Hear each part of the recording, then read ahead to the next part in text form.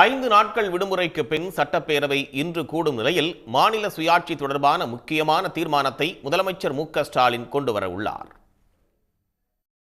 சட்டப்பேரவையில் கடந்த மாதம் 25ஆம் தேதி நடைபெற்ற இருமொழி கொள்கை தொடர்பான சிறப்பு கவன ஈர்ப்பு தீர்மானத்தின் மீதான விவாதத்தில் பேசிய முதலமைச்சர் மு.க.ஸ்டாலின், மாநில சுயாட்சியை உறுதி செய்து மாநில உரிமைகளை நிலைநாட்டினால்தான் தமிழ் மொழியையும் காக்க முடியும் என தெரிவித்தார்.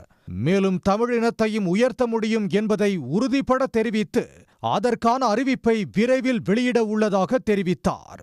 இந்நிலையில் ஆளுநருக்கு எதிராக தமிழ்நாடு அரசு தொடர்ந்த வழக்கில் அண்மையில் வரலாற்று சிறப்புமிக்க தீர்ப்பை வழங்கிய உச்சநீதிமன்றம் ஆளுநர் நிறுத்தி வைத்திருந்த 10 மசோதாக்களுக்கும் ஒப்புதல் வழங்கியது.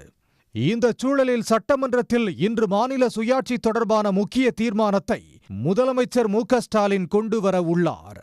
மாநில உரிமைகள் தொடர்பான விவாதங்கள் இந்திய அளவில் எழுந்துள்ள நிலையில் முதலமைச்சர் ஸ்டாலின் கொண்டுவரும் இந்த தீர்மானம் முக்கியமானதாக மாறியுள்ளது. உடனுக்குடன் செய்திகளை தெரிந்து கொள்ள சன் நியூஸ் பெல் ஐகானை கிளிக் பண்ணுங்க.